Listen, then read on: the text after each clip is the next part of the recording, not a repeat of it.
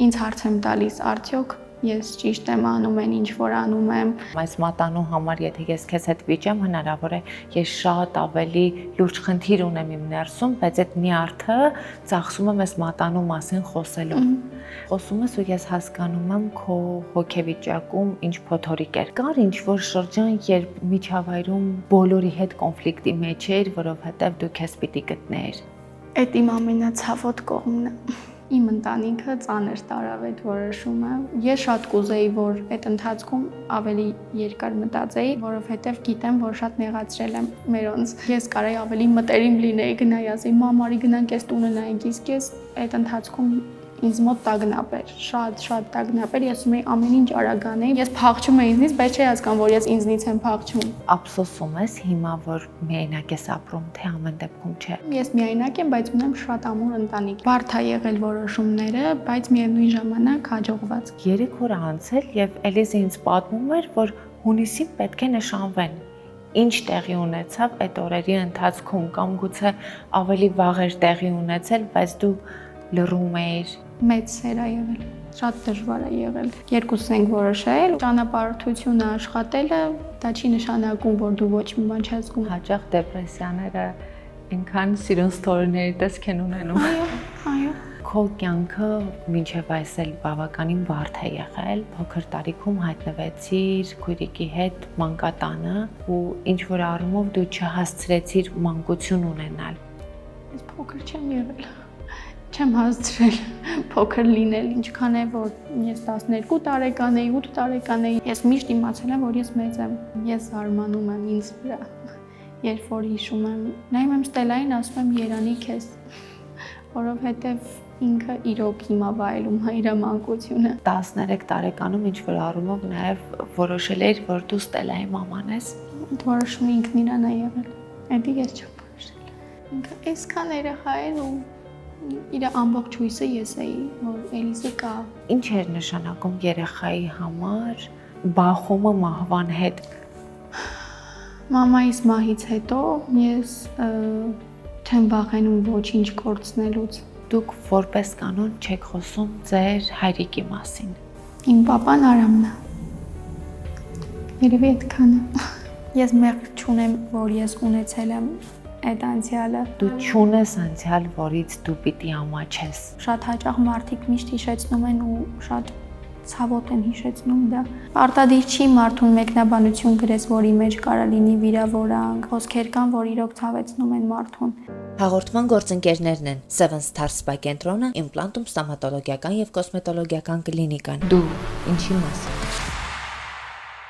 Live room-ում այսօր բլոգեր Էլիզ Մելիքյանն է, ողջույն Էլիզ։ Ողջույն։ Այս փուլում շատերն են սպասում քո հարցազրույցին, որովհետև վերջին շրջանում քո կյանքը մեծ քննարկումների առիթ տվեց եւ փոփոխություններից մեկը կարիերայումդ ինչ որ այլ ուղղություն ես սկսել եւ սկսել ես նկարահանվել Վերջին զանգը հեռուստասերիալում։ Ինչպես որոշեցիր գնալ այս ուղղությամբ։ Երբեք չեմ մտածել։ Երբեք բոլորը ինձ հարցրել են առաջարկներ ստացել ես, ասել եմ այո, ու մերժել եմ առաջարկները, որովհետև չեմ պատկերացրել ես որպես դերասանուհի կամ դերասանություն անելուց, ինչի համար չեմ պատկերացրել, որովհետև ես շատ ռեալ եմ միշտ ապրում, սիրում եմ իմ խոսքերի մեջ ռեալ լինեմ, դրա համար չեմ պատկերացրել, որ ինչ որ դեր պիտի խաղամ, որը իմ հետ կապ չունի, բայց այս դերը, այս առաջարկը ինձ նման է, դրա համար ընդունել եմ առաջարկը։ Մտավախություն չունես, որովհետև շատերը պատկերացնում են, որ դե ինձ նման է կխաղամ եւ այլն, բայց դերասանությունը շատ լուրջ մասնագիտություն է, որի համար կան մարդիկ, որոնք տարիներ սովորում են եւ սերտում են մասնագիտությունը, կան մարդիկ, ովքեր գալիս են ոլորտ ու իհարկե հնարավոր է ունենալ տաղանդ, շնորհք, բայց ամեն դեպքում քեզ արդեն որպես բլոգեր մարդիկ ճանաչում էին, սիրում էին ու կա որոշակի նշածող, որը չպետք է իջեցնես, իսկ մասնագիտական փորձ չունես։ Այո, իրականում ինձ ասեցին, որ քեզ մոտ շատ լավ է ստացվում, եթե չհասեին կարող է երբեք չմտածեի այդ ուղղությամբ, առաջին անգամ երբ որ գնացի փորձ անեի, որ հասկանայինք ես անցնում եմ թե ոչ, ասին որ շատ լավ է ու այդտեղից ինչ որ վստահություն առաջացավ ինձ մոտ, որ ես կարող եմ ու ինչու չփորձեմ, եթե կարող եմ։ Շատ դեպքերում ինչ որ մեկնաբանություններ եմ կարդում հասկանալու համար, ոնց եմ սիրվում, ոնց եմ նայվում ու շատ բաներ ուղում եմ, շատ բաների ուշադրություն չեմ դարձնում, որովհետև մարդիկ շատ են մտնում այդ իրականության մեջ, բայց դա իրականություն չի իրականում։ Դրա համար փորձում եմ ավելի հեռու մնամ այդ մեկնաբանություններից, ապրեմ ռեալ, լսեմ մասնագետներին, ոչ թե ուղղակի մարդկանց, ովքեր չեն հասկանում դրանից ու փորձում են քննադատել։ Իսկ հիմա օրինակ մասնագիտական դասեր ստանալու մասին մտածում ես։ Մտածել եմ այդ ուղղությամբ, բայց ժամանակի հետ կապված շատ մեծ խնդիր ունեմ։ Դե բոլորը գիտեն արդեն, որ մենակ եմ ապրում ու դա ունի իր դժվարությունները, դրա համար ժամանակս տրամադրում եմ աշխատանքին, ինքնակրթվում եմ միաժամանակ։ Դու բլոգինգից բացի նաև մի շարք այլ աշխատանքներ ես անում, որոնք ավելի շատ կապված են մարքեթինգի հետ, տարբեր ընկերությունների աշխատանքի համակարգման հետ, եթե չեմ սխալվում, երկու ընկերությունում նմանատիպ աշխատանք ունես։ Ինչպես ես կարողանում համատեղել ամեն բան։ Ես սիրում եմ, որ իմ գրաֆիկը լինի շատ լեցուն, շատ զբաղված, չեմ սիրում ունենալ ազատ ժամանակ, որովհետև ազատ ժամանակը տալիս եմ մտքերից ու դա ինձ երկու մասի է բաժանում, այսպես ասած։ Շատ եմ մտածում։ Երբ որ մենակ ես ապրում, ավելի շատ ես սկսում մտածել, որովհետև երբ որ գիշերը գնում ես տուն, նստում ես բազմոցին, սկսում են մտքերդ գալ, դրա համար աշխատում եմ ժամանակը սենց ծանրաբեռնել։ Իրականում սրանում կարևոր մի բան էլ կա, ցույց տալ մարդկանց, որ աշխատասիրությամբ կարելի է առաջ գնալ եւ երբ մարդիկ տեսնում են օրինակ քո կյանքի որակի փոփոխությունը նաև հասկանան, որ դրա հետևում աշխատանքն է, որովհետև երբ նայում ենք քո անցած ճանապարհը, շատ բազմազան է։ Դու ունես բուժքրոջ կրթություն, աշխատել ես ժամանակին որպես բուժքույր եւ հետո շատ կտրուկ փոփոխություն եղավ նաև ոլորտային։ Քո պարագայում բլոգերի աշխատանքը համատեղվում է նաև տարբեր ընկերություններում քո աշխատանքների հետ։ Կան ոլորտներ, որտեղ մի փոքր ավելի դժվարանում ես։ Աշխատել եմ նաև բուժ-կոսմետոլոգ։ Ինձ մոտ ամեն ինչ շատ արագ է փոփոխվում։ Իմ տեսակն է այդպիսին, ես սիրում եմ փոփոխություններ անել կյանքում։ Դու ես ամեն ինչը բնութագրեցիր որպես փոփոխականություն, բայց դու նաև անցումային տարիքում ես, այսինքն երբ մենք խոսում ենք քո բուժքրոջ աշխատանքի մասին, խոսքը մոտավորապես 15-16 տարեկանից աշխատելու մասին է եւ բնական է, հա, որ այդ տարիքում դու դեռ ճանաչում ես մասնագիտությունը, դեռ հասկանում ես դա քոնն է թե քոնը չէ ու փնտրտուքի փուլում ես։ Այս առումով դու ավելի շատ քեզ գտնելու խնդիր ուներ, թե իսկապես փոփոխական ես։ Իսկապես փոփոխական է։ Դա կյանքում քեզ շատ է խանգարում։ Այս ընթացքում հասկանում եմ, որ այո, շատ խանգարում է ինձ իմ փոփոխական լինելը, որովհետև սկսել եմ դժվար հարմարվել միջավայրին, մարդկանց, ավելի զգույշ եմ մարդկանց հետ։ Շատ հաճախ ինձ հարց եմ տալիս, արդյոք ես ճիշտ եմ անում են, ինչ որ անում եմ, թե աշխատանքում, թե մարդկանց հետ շփման ընթացքում։ Դրա համար հիմա նոր Էլիզա եկել, նոր Էլիզ, նոր կյանքով, նոր ուժով, նոր եռանդով, նոր մտածելակերպով, իրականում անցումային շրջաներ, բայց անցումային շրջանը երբ որ անցնում է, սկսում ես որոշումներիդ համար պատասխան տալ ու հիմա այդ շրջանն է ինձ մոտ։ Որոշումների համար պատասխան տալը հիմա քեզ մոտ դրական ընթացք է թե բացասական։ Շատ դեպքերում դրական, շատ դեպքերում բացասական, որովհետև պահի ազդեցության տակ չպետք է որոշումներ կայացնես, որովհետև որոշումներ կարող են լինել կյանքի ուղղությունները փոխող։ Դրա համար պետք է շատ երկար մտածեմ, իսկ ես այդ սովորությունը չունեմ շատ երկար մտածելու։ Ես փոփոխական եմ եւ նույն ժամանակ շատ արագ որոշումներ կայացնող։ Դու մեխանիկորեն եկար ու հասար քո կյանքի այս կետին, որտեղ քո որոշումները իսկապես փոխել են քո կյանքի հունը, որովհետև միանգամից մի քանի իրադարձություն, որը հայտնի դարձավ լսարանին։ Նախ այն, որ դու եւ Հարութը բաժանվել եք։ Երկրորդը այն, որ դու սկսել ես մենակ ապրել ու ընտանիքից առանձնացել ես։ Սրանք իսկապես կյանքի հունը որոշող փոփոխություններ են։ Դրանք այդ արագ որոշումներն էին, որոնց շուրջ չհասցրեցիր երկար մտածել, թե ամեն դեպքում նման կարևոր որոշման դեպքում մտածել ես։ Միանշանակ նման կարևոր որոշումը պետքա երկար մտածես, շատ երկար մտածես, որովհետև դա կյանքի փոփոխություն է։ Բարդ է եղել որոշումները, բայց միևնույն ժամանակ հաջողված։ Ինչու եկար հասար այդ կետին։ Երկուսին Երկուսը միաժամանակ էր։ Երկուսը միաժամանակ էր, որովհետև ինձ մոտ տագնապ էր։ Շատ ժամանակ մարդիկ ասոցացնում են այդ տագնապը ազատության հետ, մենակ ապրի, որովհետև ազատության է ձգտում, ոչ։ Մենակ ապրելը դա էլի ազատություն է, բայց ոչ ազատությունը կորցնել։ Ես ապրում եմ մենակ, որովհետև ես հասկացա, որ ուզում եմ իմ որոշումները ինքս կայացնեմ ու դրա համար ես պատասխան տամ։ Ես ուզում եմ իմ ոտքերի վրա ես կանգնած լինեմ։ 3 տարի առաջ քեզ եւ քույրիկիդ որդեգրեցին եւ ըստ էության Արամը Մելիքյան դարձավ նաեւ պատասխանատու ձեզ համար։ Իհարկե Ստելան ավելի փոքր տարիքում էր, քան դու, ու երբեմն այսպես անկեղծորեն դուք խոսում եք նաեւ, որ քո եւ Արամի բախումները ավելի շատ են լինում, որովհետեւ եւ նման եք տեսակով եւ դու արդեն ավելի հասուն տարիքում էիր։ Միաժամանակ արդեն ձևավորվել էր պատասխանատվություն եւ երևի թե հեշտ չէր գնալ ու ասել, որ ես որոշել եմ առանձին ապրել։ Ինչպես այդ որոշումը հայտնեցիր ու ինչպես ընդունվեց այդ որոշումը։ Շատ երկար եմ մտածել, շատ երկար եմ մտածել, որովհետև մտածում էի կցավեցնեմ իրենց, կնեղացնեմ, տպավորությունը սխալ կլինի, բայց երբ որ գիտակցում ես, որ իրոք քեզ դա անհրաժեշտ է, ոչ թե ուղղակի դու ուզում ես հաճույքների համար, անհրաժեշտությունը իմ կյանքում առաջնային է, որովհետև երբ որ ես չեմ կարող ասել, որ ինչ որ բախումներ են եղել կամ չենք հասկացել, ես իմ ընտանիքը շատ եմ սիրում ու մենք միշտ կապի մեջ ենք, ես մինչև գիշերվա 1-ն էլ լինում եմ մեր տանը, բայց անկախ ապրելը ու ինքնուրույն ապրելը դա մարդուն զարգացնում է, կայացնում է,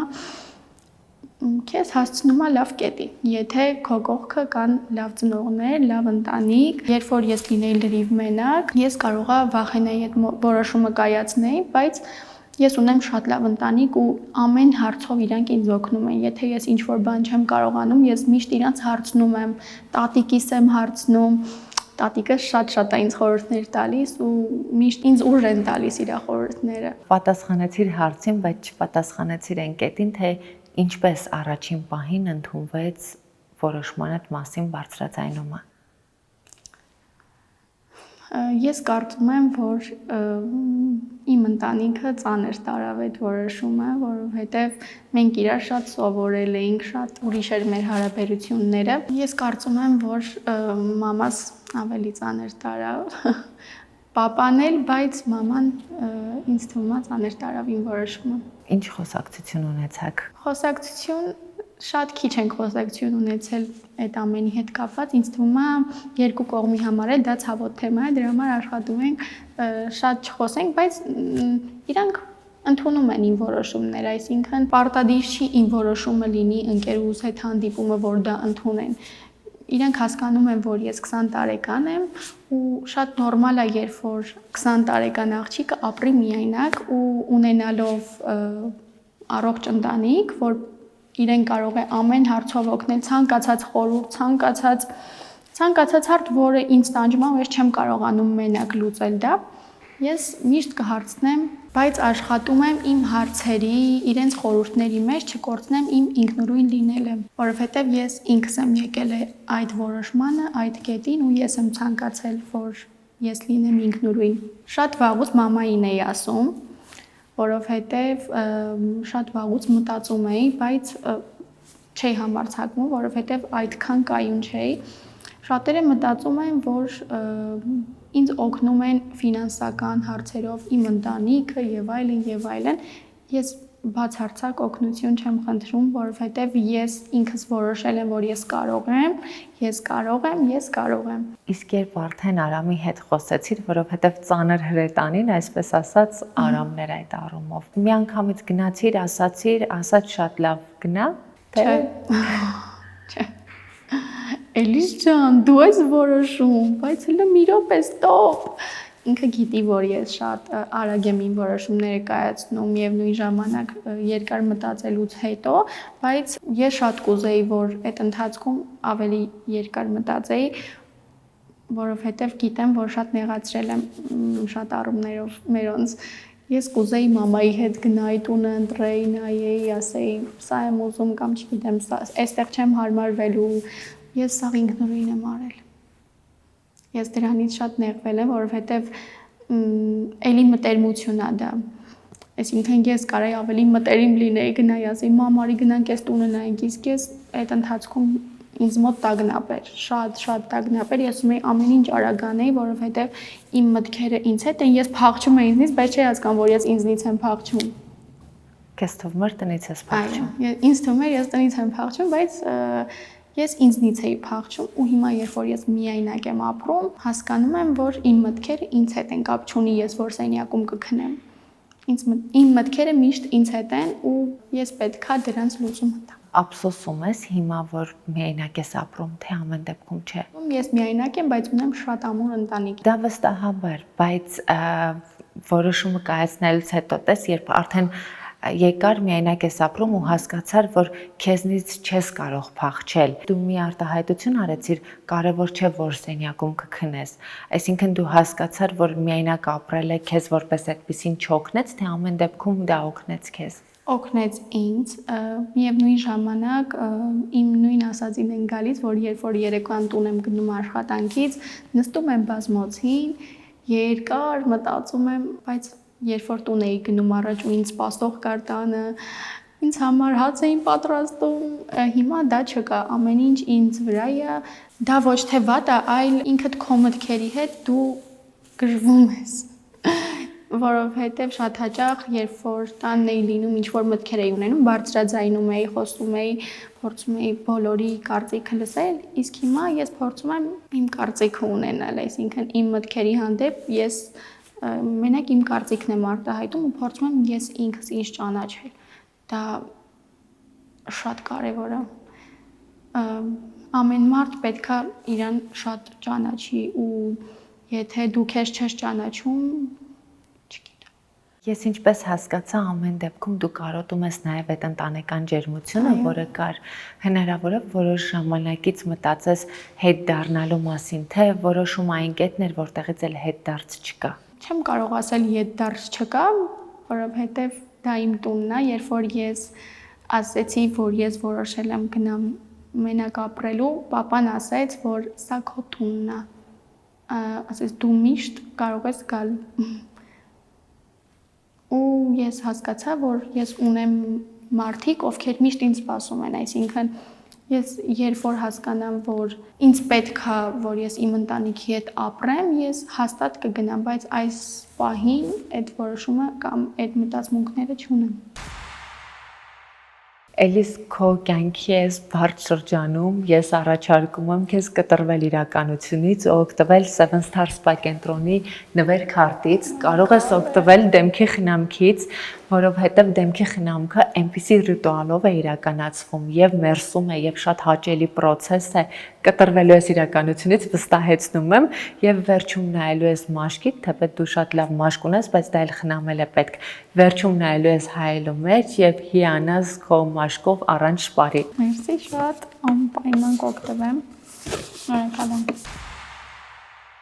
Ձեզ թվում է իմ ներկայացրած պրոցեդուրաների թիրախում միայն դուք եք։ Սխալվում եք, իմ ներկայացրած գովազդների թիրախային լսարանի առաջին տեղում ես եմ եւ այսօր որոշել եմ ինքս փորձել Charmaine de Cappuccini ապրանքանիշի Time Expert Radiance C+ խնամքը, ասում են, որ հրաշք խնամք է, հիմա կփորձենք հենց իմ մաշկի վրա եւ ես կկիսվեմ իմ տպավորություններով եւ արդյունքներով։ Ես պետք է քարից լինեի, որ այս հրաշալի խնամքներին ամեն անգամ կողքից հետևեի, բայց քանի որ ես քարից չեմ մաշկից խնամքնել շատ եմ կարևորում, սկսեցինք։ Նախ ընտրում ենք մեզ համար ամենահաճելի բույրը, քանի որ սա ոչ միայն օգտակար, այլև ռելաքս պրոցեդուրա է շնորհիվ մասնագետի յուրահատուկ մերսման։ Time Expert Radiance C+ խնամքի շարքը պարունակում է նոր HLG պատենտավորված նանոպոլիմերը, որի շնորհիվ մաքուր վիտամին C-ն 6 անգամ ավելի ուժեղ է, իսկ վիտամին C-ն մեր մաշկի լավագույն ընկերն է։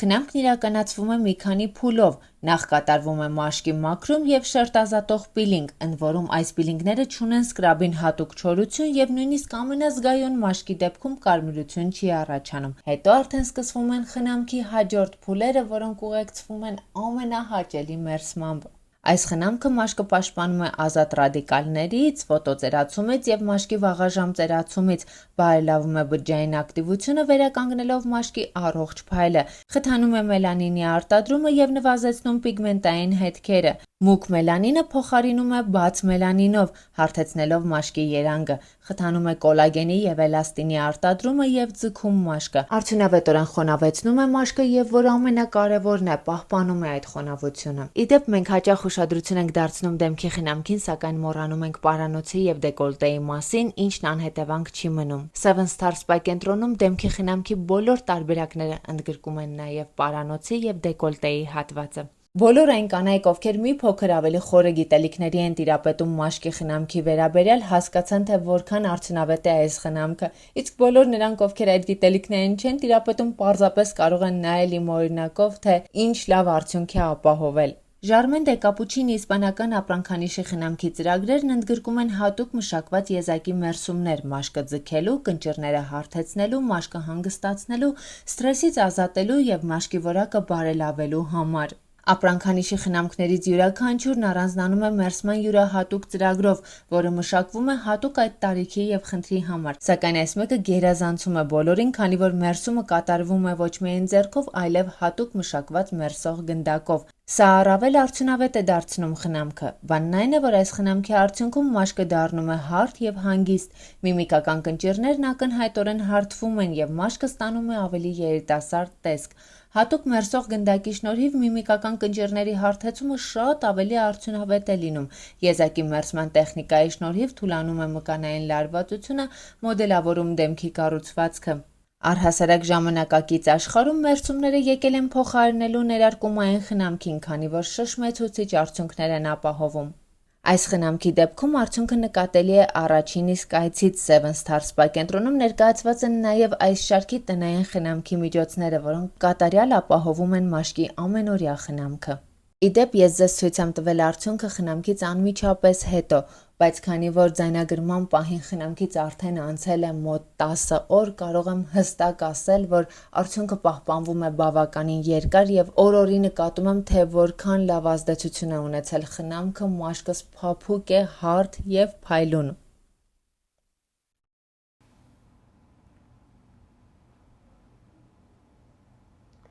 Արդյունքն իրականում շատ գոհացնող է, որովհետև մաշկի բնական փայլը վերականգնվում է, մաշկի վիճակը բարելավում է, այնպես որ Seven Star Spa կենտրոն, Ժարմեն դե Կապուչինի, հիշեք այս երկու անունները, եթե ուզում եք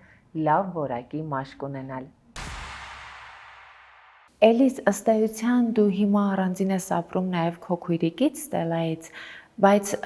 հենց ի սկզբանե, ձեր որդեգրության հիմքում ընկած էր այն գաղափարը, որ դուք միշտ պիտի լինեք երկուսով։ Ստելայից առանձին ապրելը քեզ համար ինչ էր նշանակում, որովհետև մենք այս ամբողջ ընթացքում խոսում էինք այն մասին,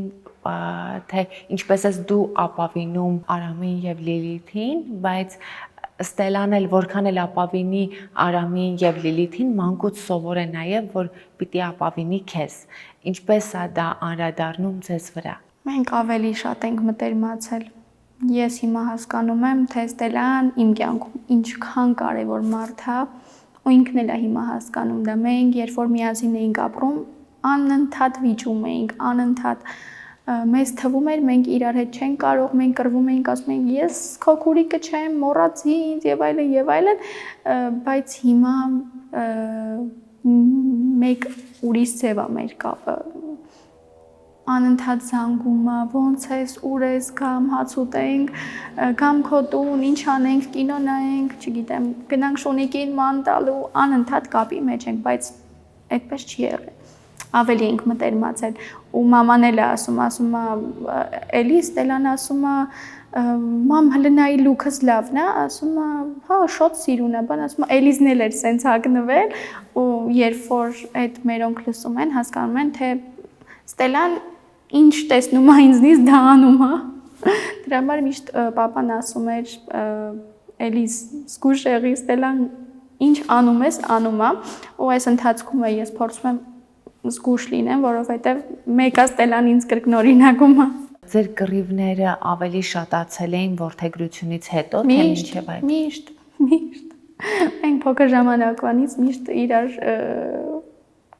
հետ տենց քուրիկ չկա, որ իրար հետ չկռվեն։ Համերաշխ ապրեն կամ երջանիկ լինեն, վայ իմ քուրիկն արի միշտ գրկեմ, պատճեմ։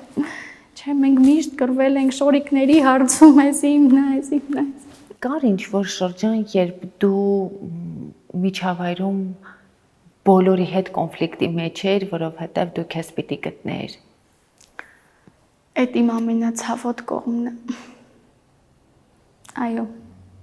Բոլորի հետ կոնֆլիկտի մեջ էի, հասկանալու համար ինձ, գտնելու համար ինձ, բոլորին մեղադրում էի, բացի ինձնից։ Իմ սխալները բոլորի սխալներն էր, բացի իմ սխալից։ Շատ ուրախալի կասեմ հիմա, որ դա անցել է, շատ դժվար էր ինձ համար, որովհետև իմ բոլոր ընկերներին ես մեղադրում էի իմ սխալների մեջ, բոլորի հետ վիճում էի, բայց երբ որ երկար էի մտածում, ասում էի ես եմ սխալ։ Սա իմ սխալն է, ես պետք է ընդունեմ իմ սխալները։ Նաև ընտանիքիդ անդամներին էիր մեղադրում։ Չէի մեղադրում, բայց ժամանակ է եղել, որ ես մտածել եմ իրանք չեն հասկանում ինձ, ես չհասկացված եմ, բայց հետո որ երկար էի մտածում, ասում էի ճիշտ են ու շատ հարցերում էին իրանք ճիշտ, ուղղակի ես չէի լսում, որովհետև ինչպես միշտ ես սիրում եմ անել այն, ինչ որ իմ ղելքին փչում է, բայց հիմա շատ է փոխվել ամեն ինչ։ Հիմա ուրիշ Էլիզա։ Դու այսպես խոսում ես ու ես հասկանում եմ քո հոգեվիճակում ինչ փոթորիկ էր։ Դու չէր կարողանում գտնել քեզ, դու կարող ես ինչ-որ մանր հարցերով վիճեիր միջավայրի մարդկանց հետ, անպայման չի դու խոսես բուն թեմայից, որպեսզի արտահայտես այն նյարդը, որը կա քո մեջ։ Այս մատանու համար, եթե ես քեզ հետ վիճեմ, հնարավոր է ես շատ ավելի լուրջ խնդիր ունեմ իմ ներսում, բայց այդ նյարդը ծախսում եմ այս մատանու մասին խոսելով։ Դու հենց այս փոթորիկի արդյունքում որոշեցիր նաև բաժանվել Հարութից։ Չէ։ Բաժանման արդյունքում եկար փոթորիկին։ Երկուսից մեկն է լինում սովորաբար։ Իմ մեջ փոթորիկ էր, նախքան իմ տեղափոխվելը, նախքան բաժանումը, որովհետև ես շատ հարցերի պատասխան չունեի։ Դրա համար ամեն ինչ միաժամանակ եղավ, թե բաժանումը, թե տանից տեղափոխվելը, բայց տանից տեղափոխվելը դա վաղուց որոշում էր, այսինքն իրար հետ կապ չունի։ Ձեր բաժանման լուրերից երևի թե 3-4 օր առաջ մենք հանդիպել էինք ու եթե թույլ կտաս ասեմ սա, որովհետև այդ մասին նաև հանրային խոսել եք, այնպես չի որ գաղտնիք է, դու խոսում էիր սպասվող նշանադրության մասին, ձեր հարաբերությունները այլ ուղղությամբ պիտի գնային։ Երբ որ ես սկզբում կարդում էի այդ լուրերը, ասում 3 օր անցել եւ Էլիզը ինձ պատմում էր, որ հունիսին պետք է նշանվեն։ Ինչ տեղի ունեցավ այդ օրերի ընթացքում կամ գուցե ավելի վաղ էր տեղի ունեցել, բայց դու լռում էիր, ինչ եղավ։ Քանի որ այս թեման ինձ համար շատ ցավոտ ու անցած թեմա է միևնույն ժամանակ, մենակ կասեմ, որ ամեն ինչ երկուսս ենք որոշել ու երկուսս եկել ենք այդ որոշմանը։ Այսինքն իրավիճակներ կան, որ հասկանում ես, սա էր ճիշտը։ Էլիզ, ամեն դեպքում շատ զույգերի մոտ լինում են փուլեր, երբ դժվար է բաժանման որոշում են կայացնում, ժամանակ անց վերանայում են որոշումը, վերանայում են հարաբերությունները։ Իհարկե ամեն բան կախված է պատճառից։ Ես հիմա քեզ չեմ հարցնի պատճառը, որովհետև հասկանում եմ, որ դա քեզ ցավ է պատճառում եւ չեմ ցանկանա խոսես այդ մասին, եթե պատրաստ չես կամ դա քեզ ցավ է պատճառելու, բայց ամեն դեպքում կախված դրանից դու հասկանում ես ժամանակ հետո կարելի է վերանայել, թե չէ։ Սա բաժանում էր, որտեղ դեռ սեր է մնացել, թե վերջակետ էր եւ վերջ։ Վերջակետ էր։ այդպես լինում է, երբ երկար ժամանակ մարդուն սիրում ես, մարդու հետ կապում ես քո ապագան ու մեկ օրում վերջակետ ես դնում, զգացմունքներն էլ վերջանում են։ Զգացմունքները հնարավոր է մնան։ Զգացմունքները մնայուն բան է։ Այսինքն անընդհատ կարաս դու ինչ-որ բան զգաս, բայց չես կարող այդ զգացմունքով միշտ ապրես։ Կարող է հիշես զգաս, բայց ժամանակը գալիս սառում է ամեն ինչ։ Այս անգամ քո ասած վերջակետն է հաստատ։ Որոշումը եկավ ժամանակի հետ, այսինքն խնդիրը կար, բայց երբ որ ամեն ինչ լուրջ է, չես մտածում այդ խնդիրը կարա ինչ-որ ազդեցություն ունենա։ Ու եկանք հասանք մի կետի, որտեղ հասկացանք, որ չլուծվող է այդ խնդիրը։ Այսինքն կամ պիտի հարմարվես, կամ պիտի որոշում կայացնես, դու գերադասեցիր չհարմարվել։ Երկուսի կողմից է դա եղել։ Մենք բնավորություններով շատ նման ենք եղել իրար։ Իսկ դու քո մեջ կարողանում ես դնել այդ վերջակետերը, թե մտքումդ վերադառնում ես։ Փորձում եմ չվերադառնալ։ Արդեն անցած թեմա է, անցած է ամեն ինչ։ Որևէ հարաբերություն չեք պահպանել իրար հետ, թեկոզ ընկերական։ Մենք իրար կբարևենք, ոնց է, միասին աշխատել ենք 3 տարի։ Դրա համար ես կարծում եմ, որ մարդկային շփումը միշտ առաջնային պետք է լինի ցանկացած իրավիճակում։ Մենք չենք նեղացրել իրար։ Բոլորը մտածում են մենք նեղացրել ենք։ Բայց չէ, երկուսից որոշմամբ եկել ենք այս հայտարարին։ Հիմա այդ ամեն ինչի հետևանքները շարունակում են քեզ ցավ պատճառել, թե կարողացել ես ազատվել ցավից։ Դա ես եմ զգում։ Ես ինձ զգում եմ, չեմ ցույց տալիս։ Դա իմ ներսում է։ Իմ ներսում ապրում է այն ինչ որ զգում եմ։ Այս ամեն ինչից հետո ոտքի կանգնելը քեզ համար դժվար է, որովհետև մարդիկ կարող են տեսնել քո ճամփորդությունը, քեզ աշխատանքային առօրյայի մեջ եւ այլն, բայց դու ներքուստ ինչպես ես ոտքի կանգնում, այդ մարդիկ գուցե չտեսնեն կամ 3 տարի հետո դու կարողանաս խոսել այն մասին, թե հիմա ինչպես է իր ոտքի կանգնում։ Գուցե 3 տարի հետո ավելի լավ խոսեմ։ Ավելի པարզ խոսեմ, բայց որ մեծ սեր է եղել, չեմ կարող ասել, որ այդպես չի եղել, մեծ սեր է եղել։ Դժվար եմ ապրել, դժվար եմ ոտքի կանգնել, որովհետև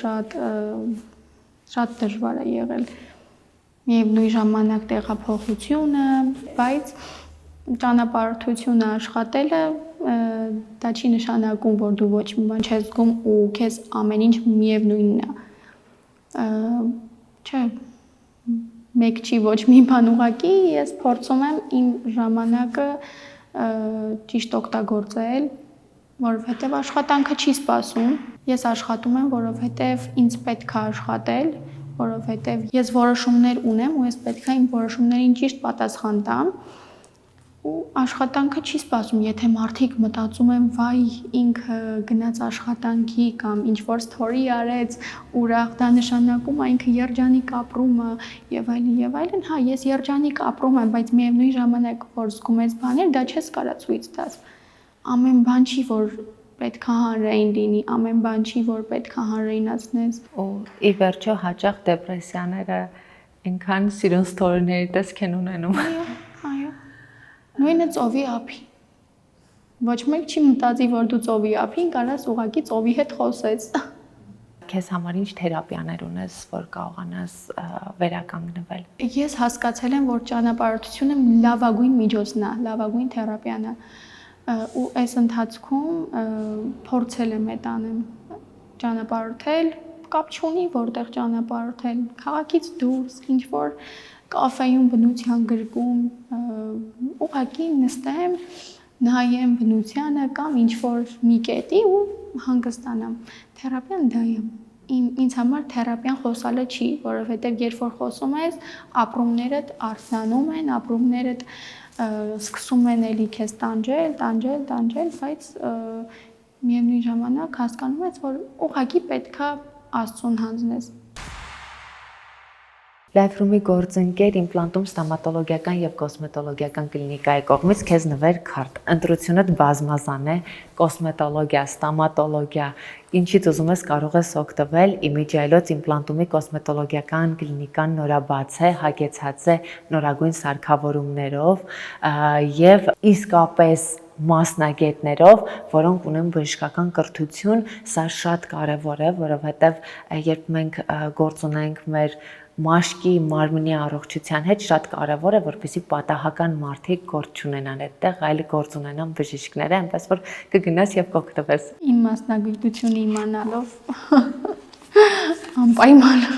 Դու կարող ես նույնիսկ քո մասնագիտական աչքով զննել, վստահ եմ, որ շատ գոհ ես մնալու։ անպայման, մերսի, շատ հաճելի նվերը։ Իմպլանտում էսթետիկ կենտրոնը ընդլայնվելուց հետո ձեռք է բերել նոր սարքավորում։ Viora իսրայելական սարքը Հայաստանում դեռևս միայն իմպլանտումում է ներկայացված։ Էսթետիկ կենտրոնի ղեկավար բժշկուհի Ելենա Ադամյանը մեզ կպատմի, թե ինչ է իրենից ներկայացնում այս սարքը։ Ողջույն Ելենա։ Ողջույն Ամալիա։ Սարքը բազմակի կիրառություն ունի, որքանով որ ես հասկացա շնորհանդեսին։ Այս սարքավորումը մենք ձեռք ենք բերել պաշտոնական ներկայացուցիչից եւ այն միակն է Հայաստանում, բավականին հայտնի սարք է, ամբողջ աշխարհում տարբեր կլինիկաներում այն կիրառվում է։ Ես ընտրեցի հենց այս սարքավորումը, որովհետեւ պրոցեդուրայից հետո ռեաբիլիտացիոն շրջանը շատ կարճ է տևում, կարելի ասել գրեթե չի լինում։ Աշխատող մարդու համար, հատկապես կանանց համար, դա շատ կարևորագույն հարց է, որպեսզի կատարեն միջամտություններ եւ ոչ մեկ դա չնկատի, իսկ այս սարքը այդպիսի հնարավորություն մեզ տալիս է։ Ինչ խնդիրներ կարող ենք լուծել այս սարքի միջոցով։ Այն իրենց ներկայացնում է 5 սարքեր միաձուլված մեկ սարքի մեջ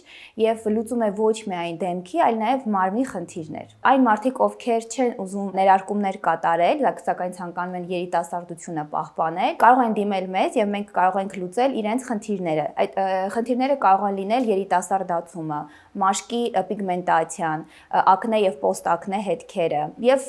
բազմաթիվ խնդիրներ։ Սարքը ունի մի քանի գլխիկ, յուրաքանչյուր գլխիկը ինչ որ մի խնդիր է լուծում։ Օրինակ,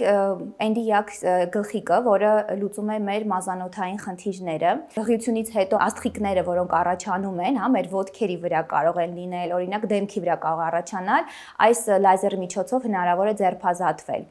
Ուզում եմ նշել, որ մենք անպայմանորեն համագործակցելու ենք անոթաբանի հետ, ում ցուցումով էլ իրականացվելու են նման միջամտությունները։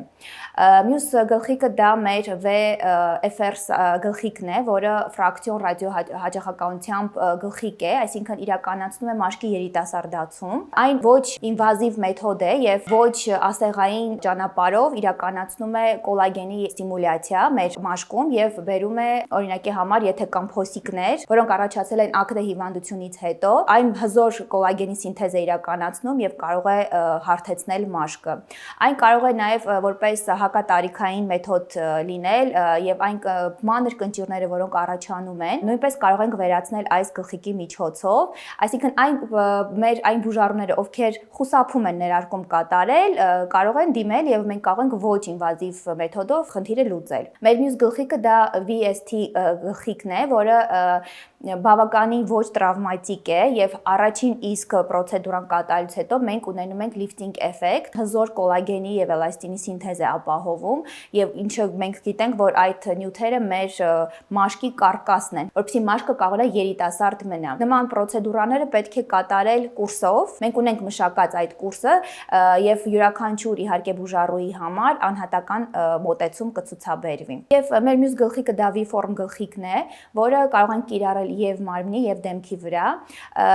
Այս գլխիկը իրականացնում է բոլորի շատ սիրելի ցանկալի նիհարեցումը, կրկնակզակի վերացումը հենց դեմքի հատվածում, եթե կան արտահայտված այտոսկրեր, դա նույնպես կարող ենք փորձել դեմքը մի փոքր նիհարեցնել։ Այս գլխիկի լավ լինել ինչու՞մն է կայանում, որ ինքը միանգամից երկու ֆունկցիա է կատարում եւ վակուում է իրականացնում, որը ազդում է մեր արյան շրջանառությունը լավացնում է եւ բերում է մաշկի ձգման եւ RF է տալիս, այսինքն իրականացնում է ճարպ ճարպայրում։ Նույն պրոցեդուրայի ժամանակ մենք կարող ենք ունենալ եւ նիհարեցնող, հա, ճարպայրող պրոցեդուրա եւ իհարկե մաշկը ձգող։ Այսինքն սրանով մենք կարող ենք ունենալ ջոլի պրոֆիլ ասվածը, մի փոքր ավելի սրացած դնչիկ, կրկնակզակի վերացում եւ ստորին ծնոտի անկյունների ընդգծում։ Այո, իհարկե կարող ենք ունենալ, սակայն պետք է մեր անատոմիան դա թույլ տա։ Դրա համար շատ կարեւոր է անհատական մոտեցումը ցույց տալ։ Շատ դեպքեր է լինում, որ մարդիկ կրկնակզակի վերացումից հետո իրենք էլ զարմանում են, որ իրենք ունեն այդ ոսկորը եւ կարիքի չէր լինում ընդհանրապես կատարել ֆիլերային աշխատանք։ Եթե կլինեն ցուցումներ, որ պետք է կիրառվի լիպոլիցիկներ, այն ավելի իհարկե լավ արդյունք կարող է բերել, սակայն առանց դրա նույնպես իր առավելություն հենց կանում է դրանում, որ ինքը միանգամից երկու ֆունկցիա է կատարում։ Իհարկե կլինեն անհատական դեպքեր, երբ որ չկա կորած է այդ անկյունը, մենք հետագայում կարող ենք դա ֆիլերի միջոցով ընդգծել, սակայն առաջնային անպայման այդ կրկնակզակը, որը առաջանում է, որը փոխում է ընդհանրապես դեմքի օվալը, մենք կարող ենք առաջնային վերացնել այդ կրկնագզակը եւ բնական ընդգծել ոսկորը եւ գուցե եւ ընդհանրապես կարիք էլ չլինի ֆիլերային աշխատանքի։ Իսկ սարքի միջոցով որևէ խնդիր լուծել է, ենթադրում եմ մեկ անգամյա այց, թե սա ավելի համալիր մոտեցում է պահանջում։ Գիտեք, կախված է նախ դեպքից, դրա համար է շատ կարևոր առաջնային կոնսուլտացիան, սակայն կան պրոցեդուրաներ, որոնք մի քանի այց են ենթադրում։ Լավ արդյունք ստանալու համար բնականաբար մենք բոլորս հասկանում ենք, որ մեկ այցով երբևէ լավ արդյունք չենք կարող ունենալ։ Սարքի պրոցեդուրաները ենթադրում են նաև համակցում այլ պրոցեդուրաների հետ, թե առանձին պրոցեդուրաներ են։ Կարելի է իրականացնել եւ առանձին, եւ համակցված, դա շատ ինդիվիդուալ է, սակայն եթե ցանկանում ենք ունենալ շատ լավ արդյունք, բնականաբար համակցված տարբերակը ավելի նախընտրելի է։ Նոր սարք Հայաստանում միակն է, թանկ է։ Ոչ, շուկայական գների համեմատ ինքը բավական միջին գնարժեք ունի եւ կարծում եմ հասանելի կլինի մեր բնակչությանը։ Ելենայի ինստագրամյան էջը եւ իմպլանտումի տվյալները կթողնեմ հաղորդման նկարագրության բաժնում։ Միաժամանակ այս ամեն ինչը քեզ մոտ on-line կատարվեց, որովհետեւ սովորաբար մարդիկ նման կտրուկ որոշումների փուլում հանրային չեն խոսում այդ մասին, որովհետև բոլորի կյանքում լինում են, հա, փոփոխություններ, երբ դու ինքդ էլ դեռ չգիտես որ ուղղությամբ կգնա ամեն բան, ու գերադասում ես այդ փուլում չխոսել, մինչև կհանդարտվես ու ինքդ կհասկանաս ամեն բան։ Դու այս առումով էլ, չգիտեմ, շտապեցիր թե չշտապեցիր, բայց ամեն բան հանրային արեցիր։ Ինչ տվեց քեզ այդ ամեն ինչի հանրային լինելը, որովհետև դա ինչ որ փուլում կարող էր քո կյանքը լինել։ Ժամանակ հետո, այո, մարդկանց աչքից ոչինչ չի վրիպում, կխոսեիր այդ մասին։ Ես հանրային մարդ եմ, իմ ընտանիքը նույնպես հանրային է։ Երբ որ հարյուրավոր լրատվամիջոցներ խոսում են իմ մասին, ու խոսում են անհասկանալի բաներ, որը քեզ հետ կապ չունի, չեմ ուզում ասել սուտ, բայց սուտ։ Այո, սուտ բաներ ու ոչ ռեալ տեղեկություններ են գրում ու բոլորը քո մասին են խոսում, ինձ ուղարկում են բաներ, որը ինձ հետ կապ չունի, մեկնաբանություններն եմ նայում, մարդիկ ինչ տագնապի մեջ են, պետքա խոսաս։ Հետո մարդիկ չեն հասկանալու, որովհետև նստված կա տալու այդ տեղեկությունները իրանց մեջ, հետո չհասկացված ես դու լինելու։ Երբ քո հոգում փոթորիկ է, քո կյանքում լուրջ փոփոխություններ են, միաժամանակ դու հանրային լինելով պիտի խոսես այդ մասին։ Մի շրջանում, երբ նույնիսկ ընկերուհուդ կամ ընտանիքիդ անդամին կարող է չկարողանաս բացատրել, թե ինչ է կատարվում քո ներսում, պիտի հանրության հետ խոսես այդ մասին։ Բազմաթիվ մարդիկ ամեն մեկը իր կարծիքով, իր տեսակով, ու դու ինչ որ առումով հաշվետու ես դառնում։ Դա քեզ խանգարում է, թե չէ։ Ես այդ իրավիճակում մտածում եի, որ ինձ խանգարում է։ Ու չես պատկերացնի ինչ էր կատարվում ուղղակի։ Բոլորի մեկնաբանությունները, իմ նամակները, որ բացում եմ, ես ուղղակի մտածում եմ, ես կարող եմ իրոք վատ բան եմ արել։ Հետո հասկանում ես, որ դու ապրում ես, ուղղակի հանրային ես, ու դու մեղավոր չես, որ մարդիկ քեզ ճանաչում են, մարդիկ քեզ հետևում են ու մտածում են քո մասին, քննարկում են քեզ։ Իմ տատիկը միշտ շատ լավ բան է ասում է, մի նայի ուղղակի, մի նայի, անցի։ Ու ես հիմա անցնում եմ, չեմ նայում։ Ուղիղ 2 ամիս փորձել եմ մարդկանց հասկանալ, ինչ են ինձ տենց բաներ գրում։ Շատ դժվար էր իրականում, երբ որ հարյուրավոր մարդիկ քեզ ուղղակի մեղադրում են։ Չհասկանալով իրավիճակը, չգնահատելով իրավիճակը, չտիրապետելով իրավիճակը, որովհետև տեսնում են մակերեսային ամեն ինչ։ Հիմա կասեն ցույց տուր խորքայինը, որ խորքային տեսնենք, կարող է քեզ հասկանանք, բայց ամեն բան դու չես կարող հանրային սարքել։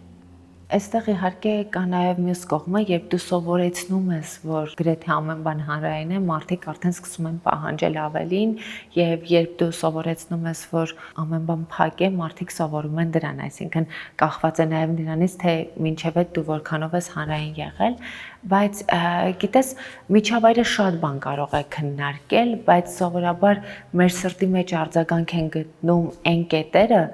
որոնց մասին մենք մտածել ենք, որոնք ինչ որ առումով հոգեհարազատ են թվում, որովհետև ամեն բան չէ, որ քեզ ասեն, քո սրտի մեջ արձագանք կգտնի։ Կարող է սխալ եմ անումը նաև քո միտքներ, որը հանրային ճնշման տակ անընդհատ արձագանք էր ստանում քո սրտում։ Իրականում, չէ, ես չեմ մտածել, որ սխալ եմ ինչ-որ մի բան անում։ Ինչ այս ընթացքում տեղի է ունեցել իմ կյանքում, երկար եմ մտածել։ Ժամանակն է բերել, կանգնեցրել այս կետում ինձ, որ ես պետքա հիմա այս էլիզը լինեմ։ Իսկ ինչ վերաբերվում է մեկնաբանություններին ու հարյուրավոր նամակներին, դրանք ուղղակի մարդկանց կարծիքն է, ովքեր ուղղակի տեսել են այն ինչ որ երևի ես եմ ցույց տվել։ Քեզ ուղղված մեղադրանքը ավելի շատ ընտանիքից առանձնանալու թե բաժանման մասին է։ Երկուսն։ Երբ որ խոսում ես այն մասին, որ ափսոսում ես, որ ինչ որտեղ հնարավոր է Արամին եւ Լիլիթին նեղացներ եւ այլն ու քո զգացմունքների մասն ես խոսում, հիմա ավելի լավ ենք հասկանում, բայց առաջին արձագանքը մարդկանց շատ կոպիտ եղավ ու եթե թույլ տաս ասեմ ինչ էին ասում, շնորհակալ չեղավ։ Բայց մարդիկ չեն պատկերացնում, թե դու ինչպես ես փորձել անցնել այդ ճանապարհը ու որ նույնիսկ այս ամեն ինչի մեջ փորձում ես պահել քո շնորհակալությունը։ Ես ցույց չեմ տալու, ես ոնց եմ պահում իմ շնորհակալությունը։ Իմ ընտանիքը տեսնում է այդ։ Ես ցույց չեմ տալու ու հավատացեք, ես չունեմ դրա կարիքը, որովհետև ես գիտեմ ես ով եմ ու ես գիտեմ ես ինչ եմ պատրաստ հանուն իմ ընտանիքի, իմ քուրիկի, իմ մամայի, իմ պապայի, իմ եղբայրների համար ես անսահման շնորհակալ եմ ու այդ Աստված գիտի մենակ։ Էլիս քո կյանքը մինչև այս էլ բավականին բարդ է եղել, որովհետև բավականին փոքր տարիքում հայտնվեցիր քույրիկի հետ մանկատանը։ Ինչպես ես դու հիմա հիշում այդ տարիները, ինչպես այդ տարիները ձևավորեցին քեզ, որովհետև մինչև 17 տարեկան քո իրականությունը ուրիշ էր։ Համաձայն եմ։ Մենակ ուրախ եմ, որ ես հիմա այս կետում եմ ու մենակ կասեմ, որ Աստված ամեն ինչ ինքն է որոշում։ Ինքը ինձ բերել հասցրել է այստեղ, որովհետև ես ուզել եմ դա։ Ու ամեն մարդ ոնց ինքը որ կա, դա իր որոշումն է, դա ինքն է ուզում, որ այդպես լինի։ Ես մենակ լավ եմ հիշում այն ինչ որ հիշում եմ, շատ ուրախ եմ հիշում օրերը։ Ամեն մի օր ինձ համար եղել է սովորելու համար։ Բայց դու բավականին փոքր երեխա ես, սովորելու համար գուցե վաղեր։ Ես փոքր չեմ եղել։ Չեմ հասցրել փոքր լինել, ես միշտ մեծ եմ զգացել ինձ, որովհետև երբ որ ունես Ստելա, չէի կարա ես փոքր լինեի, ես անդադ մեծի դերում էի։ Ինչքան է որ ես 12 տարեկան էի, 8 տարեկան էի, ես միշտ փոքրի դերում երբեք չեմ եղել։ Ես միշտ իմացել եմ, որ ես մեծ եմ։ Չեմ հասցրել այդ զգամ փոքր լինելը։ Շատ նուրբ բան ասեցիր, հա, 8 տարեկանում էլ էի մեծ, 12 տարեկանում էլ էի մեծ ու ինչ որ առումով դու չհասցրեցիր մանկություն ունենալ։ Քո եւ Ստելայի տարիքային տարբերությունը 4 տարի է, բայց այդ 4 տարին այն տարիներն են, երբ հնարավոր է ինչ որ բաներ Ստելան այնպես չգիտակցեր, ինչպես դու էիր գիտակցում ու այդ տարիքում միանգամից հասունանալ, միանգամից սովորել պատասխանատվություն, ինչ էր նշանակում քեզ համար։ Ես զարմանում եմ ինձ վրա, երբ որ հիշում եմ, ես նայում եմ Ստելային, ասում եմ երանի քեզ, որովհետև ինքը իրոք հիմա վայելում է իր մանկությունը, այդ շատ լավ բան է ու երբ որ այդ տարիքում ունենում ես մեծ պատասխանատվություն, չգիտեմ, անկեղծ չեմ կարող բառերով նկարագրել այդ ինձ զգացողությունը, որովհետև այդ իրոք զգացողությունը, որ ասում ես զգացմունքներն ու զգացողությունը մնում են, որ հիշում եմ, ապրում եմ այդ երբեք չի անցնում։ Դու ունես կորցրած մանկության այդ զգացողությունը, որ դու մանկություն չունեցար։ Իսկ ինչպես ես հիմա փորձում դա հաղթահարել, որովհետև դու հասուն, խելացի մարդ ես, շատ հարցերի շատ խորն ես նայում, գուցե շատ ավելի խորը նայում ես, քան խոսում ես, ու վստահ եմ հասկանում ես, որ կան բաներ, որոնք հիմա պիտի հաղթահարես, որպեսզի օրինակ 30-ում էլ այդ բեռը քո մեջ չլինի, դա լինի քո հիշողությունը, բայց ոչ բեռը։ Իհարկե դա մեծ ցավ է, որ շատ դեպքերում չեմ հասցրել վայելել այդ տարիքը, բայց հիմա հասկանում եմ, որ այդ ես չէի որոշում, այսինքն դա իմ որոշումը չէր, դա ես չեմ ուզել։ Դա քո որոշումը չէր, բայց ինչ որ առումով ազդեց քո կյանքի վրա ու այն միայնակ պինդ աղջիկը հենց այդ ժամանակ ձևավորվեց, չէ՞, այսինքն այն որ դու այսօր ձգտում ես միայնակության ու ինքնուրույնության, դա քո այսօրվա որոշումը չէ։ Դու 6 կամ 8 տարեկանում ես սովորել դառնալ այդպեսին։ Հա։ Բայց ես ուրախ եմ։ Ես երջանիկ եմ, որ հիմա այս մարդն է, իմ կյանքը շատ է փոխվել։ Իսկ փոքր տարիքում դու ուրախ ես։ Ուրախ լինելը այդ հարաբերական բանը։ Այսինքն դու կարաս ուրախ լինես, որովհետև այդ պահին ամեն ինչ ուրախ է, կարաս տխուր լինես, որովհետև կորցրեցիր ծնողիդ, կարաս տխուր լինես, որովհետև հիշում ես ինչեր է եղել քեզ հետ, ուրախ լինես, որովհետև նվեր ստացար,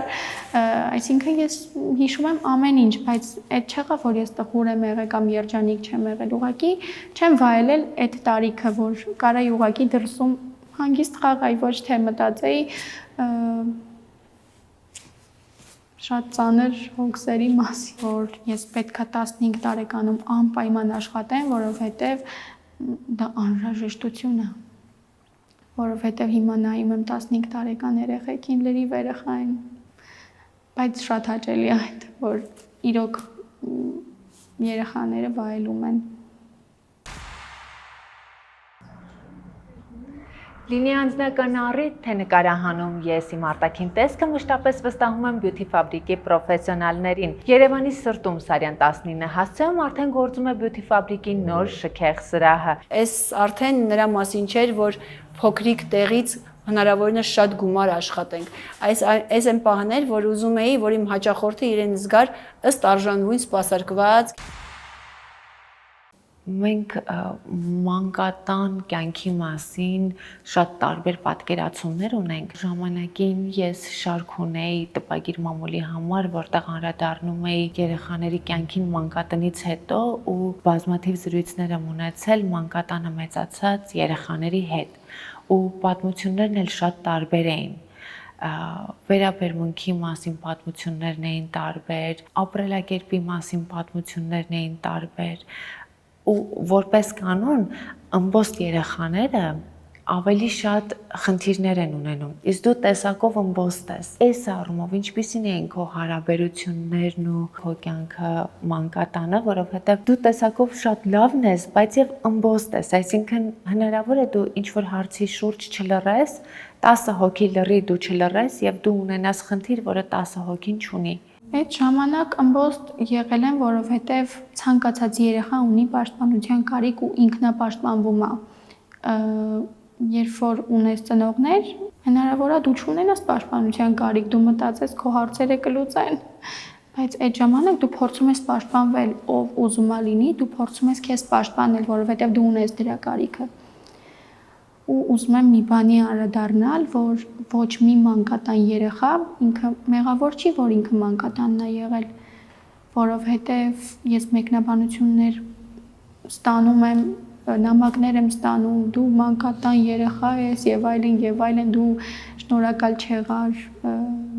պետքա շնորհակալ։ Ես մեղք չունեմ, որ ես այնտեղ եմ եղել։ Դա իմ որոշումը, դա իմ ուզելով չի եղել։ Ես ուզում եմ սա բոլորը լսեն։ Ու ի վերջո պետք է նաև մարդիկ գնահատեն, որ դու կարողացել ես կերտել ինքդ քեզ, որովհետև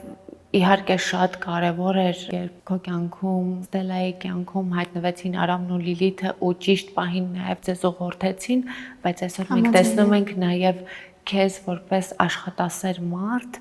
ու տեսնում ենք քեզ որպես մարդ, որը կերտում է ինքն իրեն, դա էլ է շատ կարևոր։ Այո։ Իրականում ուզում եմ ասեմ, որտեղ որ ես ապրել եմ, ինքը հենց չի եղել մանկատուն, եղել է կենտրոն, որը հովանավորվել է Ամերիկայի կողմից, այսինքն եղել է աղջիկների համար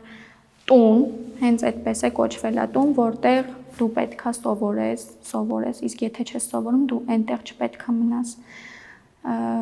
Այսինքն ինքը հենց կոնկրետ մանկատուն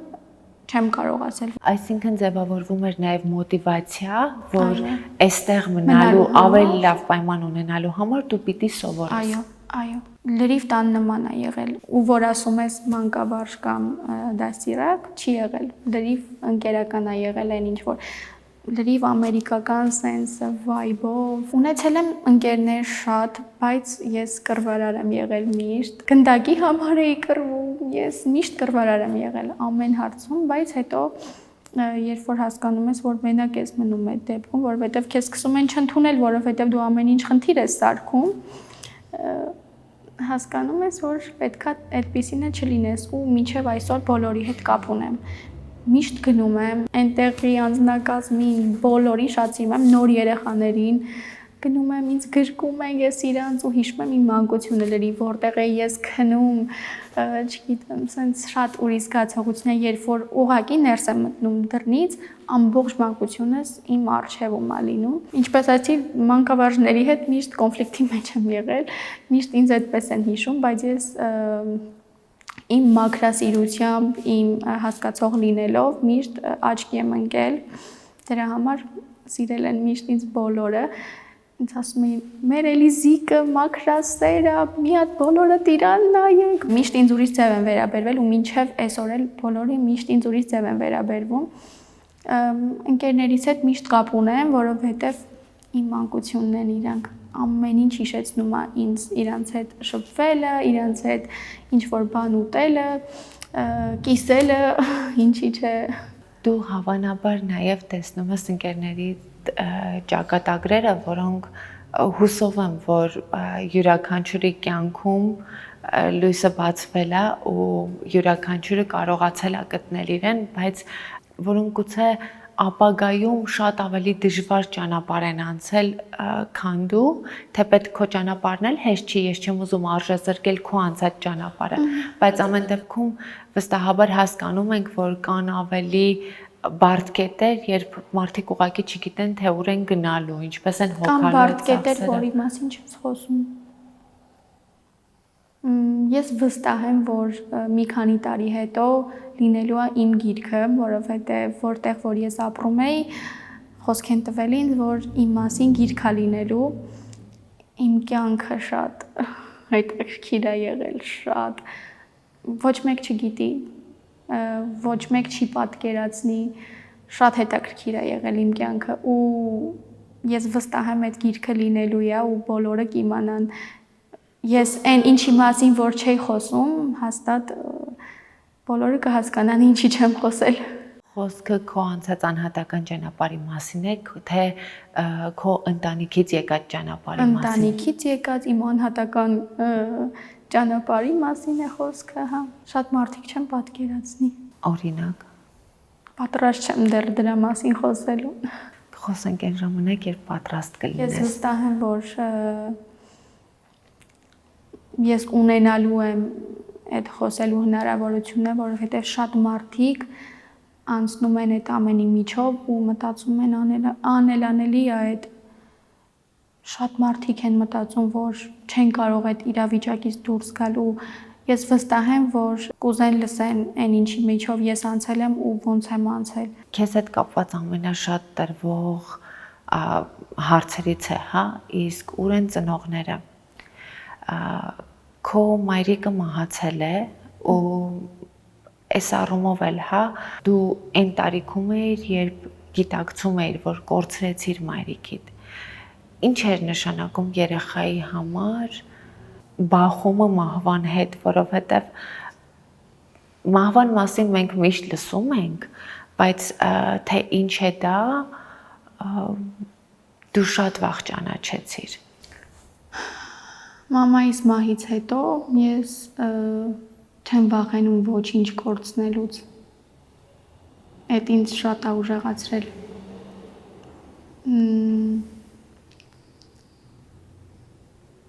Սովորաբար մեզ ուժեղացնում է այն, ինչ սկզբում թուլացնում է։ Այդ փուլում ինչպես հաղթահարեցիր այ երեխան, որը չունի գործիքներ, ինքն իր հոգեբանությունը վերականգնելու։ Ես 4 օր հետո գնացել եմ դպրոց։ 4 օր հետո արդեն դպրոցում էի, դաս էի անում։ Իսկ ովքեր էին այդ ժամանակ քո կողքին։ Չգիտեմ, ոչ մի բան չեմ հիշում։ Ես հիշում եմ, որ ընդամենը 13 տարեկան երեխա էի, ով ոչ մի բան չէր հասկանում։ Չէր հասկանում մահը ինչ է ու երբ որ մտածում ես մարդ, ով քո մաման է ու էլ չկա, չես հավատում, որ չկա։ Չես հավատում, որ կար այդ մարդու ներկայություն։ Ես չէի հավատում, ես մեկ-մեկ մտածում էի գժվել եմ։ Ես փոքր էի, բայց մտածում էի գժվել եմ, որովհետև երբ որ գնում էի, մի հատ պատուհան ունեմ, այդ պատուհանը շատ էի սիրում, ու այդտեղից մի հատ շունիկ կար ինձ էր նայում, գնում էի սենց նայում էի ու մտածում էի, որ էսի երազ է ուղղակի։ Չեմ կարող բացատրեմ այդ ինձ զգացողությունը։ Ըստ էության կար ժամանակ, երբ դուք կենտրոնում էիք ապրում, բայց դու մշտապես զգում էիր մամայի ներկայությունը, չէ՞, որովհետև մաման դեռ ողջ էր ու միշտ ապահովում էր իր ջերմությամբ ձեզ։ Այդ շրջանը, երբ մաման ողջ էր, բայց դուք պիտի տեղափոխվեիք կենտրոն, դու ինչպես ընդունեցիր, քո բախումը այդ իրականության հետ ինչպիսին էր։ Իրականում այդ շատ կարճ ժամանակ է եղել, որովհետև խնդիրներից ելնելով է այդպես եղել, մեր ուսման հետ կապված է այդպես եղել, որովհետև մաման ի վիճակի չէր, առողջական խնդիրներ ուներ ու ի վիճակի չէր այդ ամեն ինչը հասցնելու։ Դրա համար որոշումը այդպես է եղել ու մենք չենք նեղվել, որովհետև ջերմությունը կար։ Այո։ Իսկ այն ժամանակ, երբ որ մաման մահացել էր, Ստելան շատ փոքր էր ու Ստելայի զգացողություններ ու Ստելայի ապրումները ես կյանքում չեմ կարող մոռանալ։ Ինքը այսքան երեխա էր ու իր ամբողջ հույսը ես էի, որ Էլիզը կա ու միշտ ասում էր։ Ինքը ինչ խնդիր ունենում էր, ասում էր, հեսա ես քրոջս կկանչեմ, բան ու միշտ գիտեր, որ ես իր հետ եմ ցանկացած հարցով։ 13 տարեկանում ինչ որ առումով նաև որոշել էիր, որ դու Ստելայի մաման ես։ Այդ որոշումը ինքն իրան է եղել։ Էդի ես չեմ որոշել։ Էդի որոշումը չի եղել, բայց այդ ստացվում է այդպես, այսինքն կան բաներ, որ դու չես որոշում։ Կան բաներ, որ դու պետք է որոշես, բայց կան բաներ, որ Աստված արդեն որոշել է քեզ համար։ Ու այդ Աստծո որոշումն էր, որ մենք իրար ունենք եւ վերջ։ Դուք որպես կանոն չեք խոսում ձեր հայրիկի մասին։ Որևէ կապ չունեք հայրիկի հետ, թե որոշակի կապ կա, բայց դու հիմա ունես քո ընտանիքը, որը ինչ որ պահի ստանձնեց պատասխանատվություն։ Իմ պապան Արամն է։ Երևի այդքանը։ Դու ունես բարեկամներ, որոնց հետ որոշակի կապ ունես, թե չէ։ Այո, մորակույրս ում շատ եմ սիրում։ Մամաս էլ էր իմ մորակրոջ շատ սիրում ու իրանք այստեղ չեն, Ամերիկայում են ապրում։ Սննդաբան Լիլիթ Բասյանն առաջարկում է անհատական սննդակարգի մեծ տեսականի, եթե դուք ուզում եք նիհարել։ Ինչ առաջարկ ունի ու ինչով են դրանք իրարից տարբերվում, մեզ կպատմի հենց նա։ Ողջույն Լիլիթ։ Ողջույն Ամալիա ջան։ Սննդակարգ պահելը մեծ մարտահրավեր է, հա, յուրաքանչյուր մարդու համար, բայց այս խնդիրը մի քիչ ավելի հեշտ է լուծվում, երբ քո փոխարեն սնունդը պատրաստում են, ուղարկում են ու առավել ևս երբ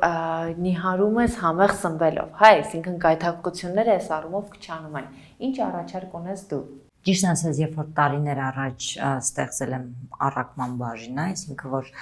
անհատական սննդակարգ մշակեմ մարդկանց համար եւ սնունդը առաքվի, իմ պրինցիպներից մեկը եղել է, որ ինքը մաքսիմալնի լինի մատչելի, այսինքն յուրաքանչյուր մարդ կարենա դրանից օգտվի։ Որոշ ժամանակ անց ես հասկացա իմ հաճախորդներից, որ կան հաճախորդներ, որը ավելի բծախնդիր են, այսինքն ինչ որ ուզում են տավարի միս, ձուկ, լասոյ, սալման, ծովամթերքներ, եւ իրանց համար որոշեցի, որ կբաժանվի, կլինի հասարակ ծրագիր եւ լյուքս ծրագիր եւ յուրաքանչյուր մարդ ինքն է արդեն որոշում, որ փաթեթից ինքը օգտվի եւ այդ փաթեթի մեջ ես նախապես զգուշացնում եմ, որ այս մի փաթեթի մեջ դուք կստանաք այսքանը, այս մի փաթեթի մեջ դուք կստանաք այսքանը եւ ես թողել եմ, որ ամեն մարդ ինքը որոշի։ Իսկ եթե ավելի մանրամասն խոսենք, հա, ինչ տարբերություններ կան լյուքս ծրագրի եւ հասարակ ծրագրի միջեւ։ Հասարակ ծրագրի մեջ մենակ մսեղենից մտնում է հավի կրսկամիս, իսկ լյուքսի մեջ մտնում է ամեն օր ձուկ կամ ծովամթերք կամ տավար եւ համ ճաշ եւ համ ընտրիկը լինում է մսային։ Ես փորձել եմ մաքսիմալնի sense ճոխ լինի, որ մարդը անգամ չզգա մի վարքյան, որ ինքը ինչ որ դիետայի մեջ է, որ այդքան հեշտ լինի իր համար, որ հասարակ ուտելիքը իրան չձգի, այդքան ինքը ախորժելի համ տեսք ունի, համ համեղա։ Ինչ գնային քաղաքականության մասին է, հա, խոսքը, եթե օրինակ ասում ենք պայմանական հասարակ ծրագիր, ակնկալում ենք ավելի մատչելի ծրագիր։ Այս դեպքում ինչ գնային քաղաքականության մասն է խոսքը եւ արդեն լյուքսի դեպքում ինչ գնի մասն է խոսքը։ Լյուքս արժի 10 օրը 60,000, ինքը հիմնականում միշտ ստաբիլ գների մեջ է։ Հասարակ ծրագիրը, քանի որ նորից կրկնվեմ, ես փորձում եմ, որ յուրաքանչյուր մարդ, ով ունի խնդիր ավելորդ քաշի հետ կապված, ինքը կարողանա իրան թույլ տա եւ բնականաբար ինքը միշտ ատանվում է, քանի որ սեզոնային ես տեսնում եմ օրինակ կարամ հիմա զեղչ դնեմ, ես իջացնում եմ գները։ 10 օրվա փաթեթը 30-ից 39,000 այդ սահմանների մեջ է, այսինքն ինքը տատանվում է շուկայական գներից։ Այդ փաթեթի մեջ բնականաբար ես չեմ կարա տամ երեկոյան ծովամթերք կամ սալմոն, ինձ թվում է հաճախորդը պետք է գիտակցի, որ դա հնարավոր չի։ Ես մաքսիմալն եմ անում, որ համ մարդը համեղ ուտի, համ նիհարի, բայց տարբեր ինչ որ թանկանոց ապրանքներ ես չեմ կարա այդ փաթեթի մեջ տամ։ Կան մարդիկ, որ անում են մի շաբաթ են, որ չձանձրանան։ Բայց այնպես չի, չէ, որ էկոնոմ սննդակարգի մեջ բազմազանություն չի մտնում։ Չէ, ոչ մի դեպքում, ոչ մի պարագայում, անկեղծ հենց իմ սկզբունքները եղել են, ես այդ լյուքս ծրագիրը արել եմ պահանջարկով իմ հաճախորդների, որովհետև եկել են տարբեր հաճախորդներ, որը ցանկացել են, որ տենց ուտելիք լինի, թե չէ տարիներ շարունակ իմ համար կարևոր էր, որ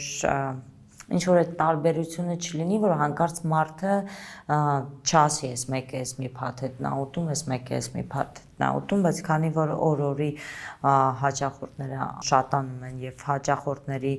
կարծիքը իմ համար շատ կարեւոր է, այդ կարծիքի հիման վրա ես ստեղծել եմ այդ փաթեթը, բայց հասարակ փաթեթը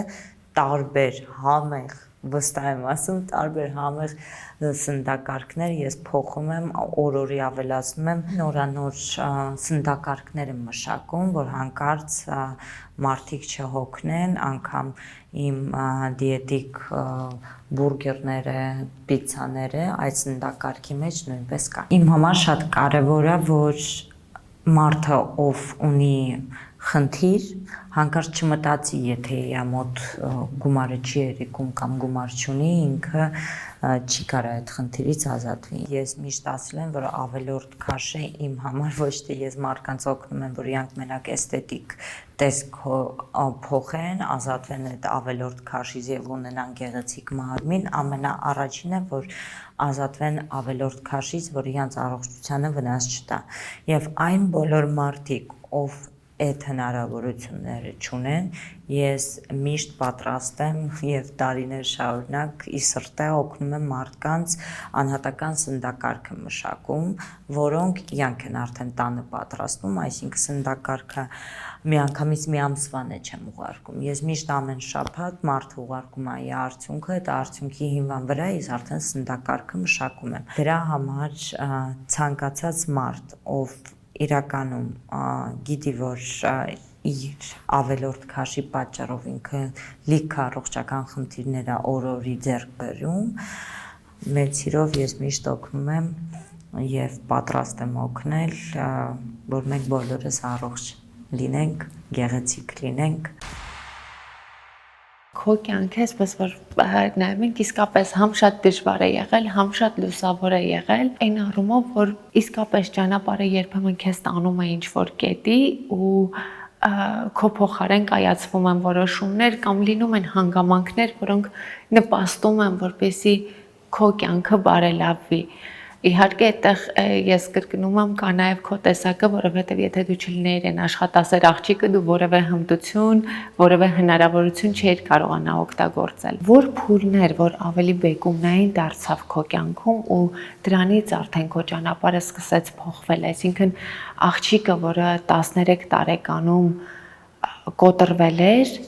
նաև մեջքը ուղեց ու հասկացավ, որ պիտի առաջ գնա, պիտի նպատակներ սահմանի ու քայլ առ քայլ հասնի նպատակներին։ 15 տարեկանից սկսեցի աշխատել, այնքան շատ էին ինձ սիրում բոլորը, որ ես 15 տարեկան էի ու ես բուժքույր էի աշխատում։ Բայց դա թույլ է տրվում, է։ Ոչինչ։ Ես սովորում էի նաև այդ ընթացքում։ Սովորում էի, աշխատում էի, որպեսզի կարողանայի ուսմանս վարձը տալ։ Միևնույն ժամանակ Ստելայի ծախսերը ես ինքս էի անում։ Մի քանի ժամ գնում էի աշխատանքի, մի քանի ժամ գնում էի սովորելու։ Ինձ շատ էին սիրում բոլորը ու ասում էին, որ դու կարաս։ Ես մտածում էի, որ չի ստացվելու իմ մոտ, չի ստացվելու աշխատել, բայց ինձ շատ օգնեցին, որտեղ որ ես աշխատում էի, շատ բան եմ սովորել այնտեղից ու մինչև այսօր իրեն շատ շնորհակալ եմ։ Հետո արդեն ուրիշ գործի անցա, որովհետև առողջական խնդիրներ ունեի ու պետքա երկար բացակայեի, որտեղ որ աշխատում էի, ասացի, որ կներեք, չեմ ուզում ձեզ ոնց որ անհանգստություն պատճառել, ուրիշ աշխատանքի գնացի։ Ինչ առողջական խնդիրների մասն է խոսքը։ Երկար ժամանակ հիվանդանոցում եմ պառկել։ Ինչու՞։ Ինձ թվում է, այն շատ լուրջ առողջական չէր, բայց բժիշկները բարդացնում էին ամեն ինչ։ Կարող է ես էլ էի ծանր տանում, դրա համար որովայնիս հատվածում ցավեր ունեի միշտ ու չէինք հասկանում ինչից է։ Մինչև այսօր էլ ոչ մեկ չի հասկացա ինչի է ցավում, բայց փառք Աստծո հիմա ամեն ինչ շատ լավ է։ Ու երբ որ բուժքրոջ աշխատանքից դուրս եկա ու նոր աշխատանքի անցա, աշխատում էի մենեջեր վաճառողուհի, միևնույն ժամանակ, ոնց որ երկուսը միասին անում էի։ Երբ որ այդ նոր աշխատանքից անցա, այդ շատ դժվարություններ ինձ բերեց, որովհետև շատ տարբեր մարդկանց հետ էի շփվում ու անկեղծ շատ բարդ էր ինձ համար, որովհետև երբ որ միշտ ապրում ես մի տեղում ու բոլորը քեզ հարազատ են թվում, երբ որ դուրս ես գալիս այդ տեղից, չես պատկերացնի այդ կյանքը, երբ որ ես դուրս եի եկել դուրս, մտածում էի, որ բոլորը հասկանալու են ինձ, բոլորը ինձ ճանաչում են, չկա տենց բան, սկսեցի մարդկանց ճանաչել, մարդկանց հետ խոսակցություններ ունենալ, կոնֆլիկտներ ունենալ, ինչու ոչ։ Երբ որ ինձ համար ամեն ինչ նոր էր դրսում, դա ուղղակի չես պատկերացնի ինչ է։ Բոլորը նոր էին, ինձ թվում էր չեն հասկանա ինձ, որովհետև դուրս է եկել մի տեղից, ովքեր 8 տարի ինձ ճանաչում էին ու իմ մասին գրեթե ամեն ինչ գիտեին, ինձ թվում էր բոլորը ինձ պետքա հասկանան, բայց չկա նման բան։ Ես ունեցել եմ շատ կոնֆլիկտներ, շատ դժվարություններ, որովհետև ես երեխա էի ընդամենու, ով փորձում էր գումար աշխատել, Չգիտեմ, շատ բարդ է եղել այդ շրջանը ինձ համար։ Քո կյանքը մինչև այդ էլ հեշտ չէր ու դու կյանքի դառնահամը արդեն հասցրել էիր զգալ, բայց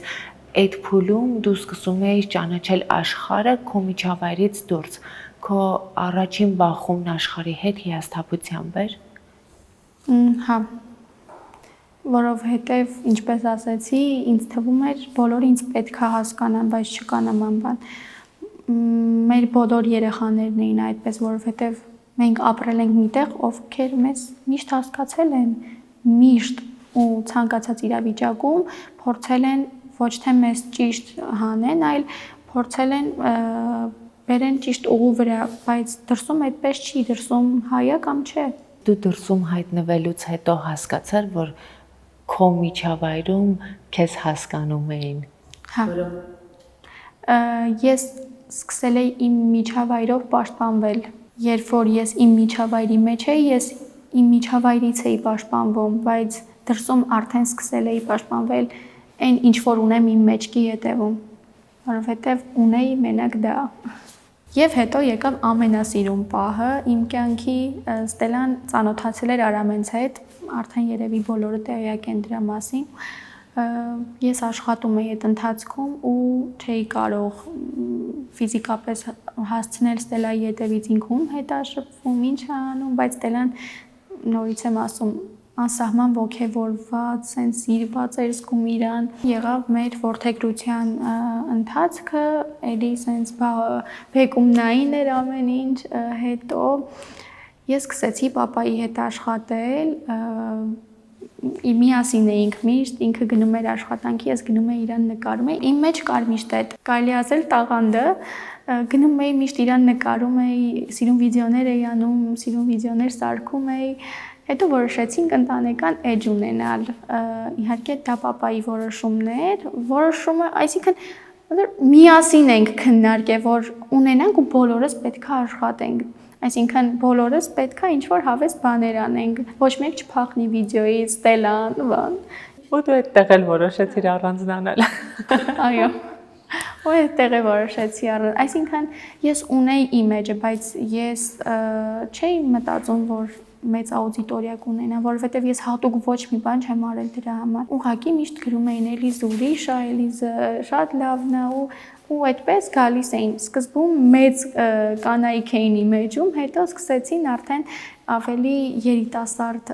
աղջիկներ, երիտասարդներ ու այդտեղից հասկացա, որ ուղղակի սիրվում եմ մարդկանց կողմից, շատ հաճելի էր, բայց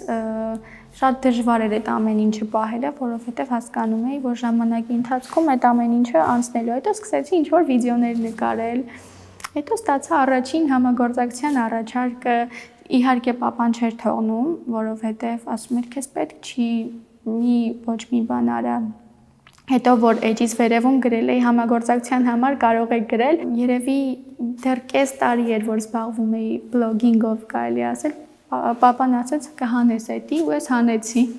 որ էլ ինձ համագործակցության համար չգրեն ու ոչ մի նամակի կարելի ասել չէի պատասխանում մի ընթացք, որովհետև Արամը մտածում էր, որ ինքը ձեզ կապահովի ամեն ինչով եւ դու ֆինանս աշխատելու կարիք չունես։ Միշտ ֆինանսի կարիքը կա, ուղղակի չէր ուզում, որ ես շուտ մտնեմ այդ ամեն ինչի մեջ։ Դու մենեջերի աշխատանքից էլ հրաժարվեցիր, երբ արդեն տեղափոխվեցիր ընտանիք։ Այո։ Հիմա երբ խոսում ենք բլոգինգի մասին, սա շատ արագ զարգացող ոլորտ է եւ Հայաստանում էլ, հա, բլոգինգը այսպես մեծ քայլերով առաջ է գնում։ Քո բլոգը լայֆսթայլ է, հասկանում ենք, հա, որ քո կյանքի մասին է, բայց Հայաստանում մի կողմից բլոգինգը մեծ թափ է հավաքում, մյուս կողմից բլոգերների մեծ մասը չունի ուղղություն, որ հստակ գնում է մեծ ուղղությամբ։ Դու մտածում ես քո ուղղությունը մշակել, հստակ ուղղությամբ տանել բլոգդ։ Ի վերջո ժամանակի հետ լսարան ունեցող մարդիկ դառնում են կարծիքի առաջնորդ, որը նաև պատասխանատվություն է ու դու քեզ հետևող մարդկանց կարող ես տանել քո հետևից, բայց ցավոք սրտի Հայաստանում քո հետևից տանելը ընկալում են միայն գովազդի տեսանկյունից։ Հիմա կասեմ ես օգտվել եմ այս պրոդուկտից եւ եւս մի քանի 100 կամ մի քանի հազար մարդ կօգտվի այդ պրոդուկտից, բայց քո հետևից տանելը նաև այն է, որ օրինակ, հա, մարդիկ քո օրինակով հասկանան, որ Պետք է աշխատել, պետք է աշխատանքով տարբեր բաների հասնել ու ինչ որ առումով այդ դաստիարակչական գիծը կա, որը պետք է պահել բլոգում, բայց հայկական բլոգինգի մեջ ես դա շատ քիչ եմ տեսնում։ Այդ դու մտածում ես ինչ ուղղությամբ տանել քո բլոգը։ Այս պահին չեմ մտածում բլոգինգի մասին, այսինքն շեշտը դրա վրա դրված չի։ Ես չեմ մտածում ինչ անեմ իմ էջի հետ, չեմ մտածում ինչ վիդեո նկարեմ, ինչ որ ժամանակ կար մտածում էի ինչ անեի, բայց այս պահին ես այլ աշխատանքներ ունեմ, որոնց մասին պետք է մտածեմ, հասցնեմ, սցենարներ մտածեմ, պրոյեկտներ մտածեմ։ Այս պահին ես աշխատում եմ որպես պրոյեկտ մենեջեր ու մեծ պատասխանատվություն է դա, այսինքն շատ մեծ կամպանիայի պրոյեկտ մենեջեր եմ, որ պետք է հասնեմ, այսինքն դրված չի շեշտը բլոգինգի վրա։ Երբ էջը մեծ քանակով օգտագործում ես նաև գովազդի համար, չի ստացվում, որ ըստ էության քո էջը քեզ պարզապես ծառայում է գովազդանելու համար, եթե դու այդտեղ անհատական կոնտենտ չես տալիս։ Անհատական կոնտենտ տալիս եմ այն, ինչ որ իմ առօրյայի հետ է կապված, բայց ես չեմ կարող ամբողջ ժամանակս ներդնել ու ինչ որ նոր բաներ նկարել, նոր բաներ անել, որովհետև ֆիզիկապես չեմ հասցնում այս բանին։ Այն ինչ որ իմ կյանքում կատարվում է, ես կիսվում եմ։ Իմ էջը ժամանցային է, ինչ ժամանցային է իմ էջում է, այսպես ասեմ, այսինքն չկա հատուկ ուղղվածություն ու չկա այս պահին ուղղվածություն, որ ես իմ հետևորդներին կարամ իմ հետևից տանեմ։ Ես գիտեմ, որ իմ հետևորդները ինձ շատ են սիրում ու իրականում ես շատ շնորհակալ եմ, որ իրանք են իմ հետևորդները, որովհետև այսքան ժամանակ ինչ վատ մեկնաբանություն տեսել եմ, որ ինձ չեն հետևում։ Ուղղակի երևի վիդեոս տեսել են, վատ մեկնաբանություն են գրել։ Իմ հետևորդները մենակ ինձ ոգևորում են։ Ինչպիսին ես դու հիմա տեսնում քո ապագան։ Շատ բարդ հարց ես տալիս։ Իմ ապագան ես կապում եմ իմ որոշումների հետ։ Բնականաբար, բայց որոշումներդ ուր ես ուզում քեզ տանեն։ Այս պահին այն ինչ որ իմ կյանքում կատարվում է, ես կարծում եմ, որ դա ապագայի նշաններ են, որովհետև թե իմ նոր դերը, թե առաջարկները, որ ես ստանում եմ, ես կարծում եմ, որ դա իզուր չի ու ես մտածել եմ ու որոշել եմ, որ չպետք է ոչ մի բան արագ անեմ, պետք է ամեն ինչ մտածված անեմ, որովհետև էլ 17 տարեկան չեմ, էլ 16 տարեկան չեմ ու այս պահին ամեն բան կապում եմ իմ աշխատանքի հետ, իմ ապագան տեսնում եմ իմ աշխատանքների զարգացմամբ, ինքնակրթվելու, մարդ պետք է միշտ զարգանա ցանկացած ոլորտում, նաև հիմա որ ես ունեմ նոր դեր, ես այդտեղը պետք է ինքնակրթվեմ, որովհետև մեծ աուդիտորիա է ինձ նայելու։ Ես չեմ ուզում լինել մարդ, ում մասին կասեն, իր պապան հայտնի էր, դրա համար իրան առաջարկ արեցին, մարդիկ տարիներով սովորում են, իրանց դեր չեն տալիս։ Ես ունեի այդ տաղանդը, ես կարծում եմ, որ ժամանակի ընթացքում ավելի իմ մեջ դա ինքնադրսևորվի։ Ամեն ինչ տեսնում եմ իմ աշխատանքի, իմ նոր զարգացումների մեջ։ Այսինքն դերասանական ոլորտում ես տեսնում ապագան։ Նաև Էլիս իմիջիալոց մենք խոսում էինք բլոգինգի մասին ու այս բոլոր իրադարձությունները քո կյանքի վստահաբար շատ ազդեցին նաև քո աուդիտորիայի մեծացման վրա։ Մի կողմից քո կյանքում ինչ որ առումով դրամատիկ շրջաններ, մյուս կողմից զարգանում է քո բլոգը։ Այս շատ անարդար է, որովհետև լավ կետից չէ, որ այդ աուդիտորիայի ուշադրությունը մեծանում է, բայց մեծանում է։ Դու այդ օրերին հրապարակում էիր նաև ստատիստիկան, որքան մարդ է նայել սթորիները եւ այլն, ու հենց այդ օրերին դու մինչև այդ էլ էիր հրապարակում։ Նկատելի էր կտրուկ աճ։ Այո, կար կտրուկ աճ, որովհետև Մենք հայ ենք ու բոլորին հետաքրքրում է մարդկանց կյանքը, ինչա կատարվում, ինչ արեց, որ ստորին գցեց, ինչով էր ուզում ինչ-որ բան հասկացներ, որ գրում են ինչ-որ բաներ ես հատուկ անում։ Չէ, ես հատուկ ոչ մի բան չեմ անում։ Ես ապրում եմ, որովհետև ես այսպես եմ։ Ես սիրում եմ կյանքը, ես սիրում եմ այն ինչ որ ես եմ անում, ես սիրում եմ ինչով որ ես եմ զբաղվում, եթե ես չսիրեի բլոգինգը, ես չէի զբաղվի դրանով։ Իմիջիայլոց հատուկ ինչ-որ բաներ անելու հետ կապված դու 3 կամ 2 օր առաջ մեծ ծաղկեփնջով շատ գեղեցիկ հրապարակում էիր արել, որը իսկապես քննարկումների տեղիք տվեց, որովհետև միանգամից հարց առաջացավ հնարավոր է Էլիզի կյանքում ինչ-որ նոր մարդ է հայտնվել ու այս առումով նորից աուդիտորիայի ուշադրությունը գրավեցիր հայփով։ Միտումնավոր ես անում դա։ Ծաղիկները լինում են տարբեր առիթով։ Պարտադիր չի ծաղիկներ Դե դու լինեն հասկանում սիրելի ես, որ կողմից։ քննարկումներ լինելու են։ Կարա լինի ուղղակի ընկերուհու կողմից, կարա լինի ինչ որ առիթի, օրինակ ես եկել էի նոր Հայաստան, իմ նոր դերի համար, իմ նոր առաջընթացի համար, այսինքն պարտադիր չի մարդ ընկեր ունենա կամ ինչ որ կողակից որ ծաղիկ ստանա։ Դա մարդկանց հոգեբանություն է սխալ։ Բայց դու դա հատուկ արեցիր, թե Սիրուն էին ծաղիկները։ Ընդամենը։ հիմա դու պատրաստ ես նոր հարաբերությունների։ Չէ։ Հաստատ չէ։ Շնորհակալ եմ շատ մեր զրույցի համար։ Ես կարծում եմ, որ այս փուլում որքանով որ կարող ես դու անկեղծ եղար, իսկ եթե կան հարցեր, մարդիկ գուցե դրա պատասխանները չեն ստանում, մարդիկ պիտի նաև գիտակցաբար մոտենան, որ գուցե ժամանակ պիտի անցնի, որպեսզի մարդը կարողանա ավելի սառը ձևով վերլուծել իր էմոցիաները։ Տաք գլխով էմոցիաներ վերլուծելը գուցե նաև ճիշտ էլ չէ, ու դրա համար երբ այս ամբողջ խառնաշփոթներ մենք խոսեցինք, ես ինքս քեզ ասացի դեռ սպասիր հարցազրույցի համար։ Հիմա գուցե ժամանակներ խոսեցիր ու շնորհակալ եմ, որ անկեղծ եղար։ Ես էլ եմ շատ շնորհակալ այս հաճելի զրույցի համար, մի քիչ տխուր, բայց միևնույն ժամանակ թեթևացնող։ Կուզեմ մի բան էլ ասել, որ իրոք ուզում եմ դրա մասին բարձրաձայն խոսել։ Ուզում եմ մարդիկ ավելի խորքային նայեն ամեն ինչին, որովհետև իրանք չգիտեն ինչա կատարվում քո ներսում,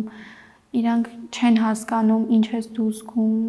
իրանք չգիտեն իրավիճակը ու դատում են քեզ։ Ես ուզում եմ իրոք այդ մարդկանց մեջ փոխվի, այն որ մեկնաբանություն են քեզ գրում, այդ շատ ցավոտ է մեր իրականության մեջ, որ մարդիկ կարան քեզ չճանաչեն, քեզ չիմանան ու ուղղակի ինչ որ բան տեսնելով քեզ ցավեցնեն ու իրոք ցավեցնեն, որովհետև խոսքեր կան, որ իրոք ցավեցնում են մարդուն։ Քեզ որ խոսքերն են, որ այդպես ցավեցրել են։